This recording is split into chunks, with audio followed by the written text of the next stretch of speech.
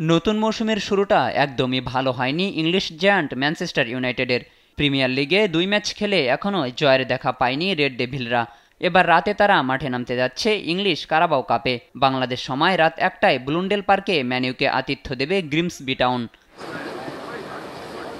Mason Mount, Bruno Fernandes, Bryan এমবামোরা নতুন মৌসুমেও নিজেদের সেরা ছন্দে ফিরতে পারেননি। দলে নতুন যোগ দেওয়া ম্যাথিউস কুনহাও এখনও সেভাবে মানিয়ে নিতে পারেননি দলের সঙ্গে। ফলে ফরওয়ার্ড লাইন নিয়ে কিছুটা চিন্তায় থাকবেন ম্যানইউ কোচ রুবেন আমরিম। কিন্তু প্রতিপক্ষ শক্তিমত্তায় পিছিয়ে থাকায় এই ম্যাচেই মৌসুমের প্রথম জয় তুলে নিতে চাইবে রেড ডেভিল শিবির। এদিকে রাত ১:৩০টায় ব্রিটা অ্যারেনায় জার্মান কাপে ওয়েস্ট বার্ডেনের বিপক্ষে মাঠে নামবে বায়ার্ন মিউনিখ। বুন্দেসলিগায় বড় জয় দিয়ে মৌসুম শুরু করেছে বাভারিয়ানরা। এই ম্যাচে তাই বেশ ফুরফুরে মেজাজেই মাঠে নামবে তারা।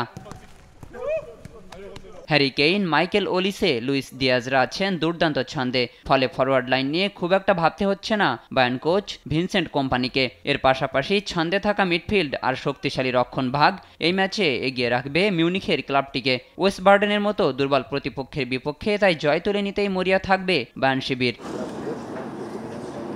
শাহিনুর আলম, স্পোর্টস ডেস্ক, দেশ টিভি।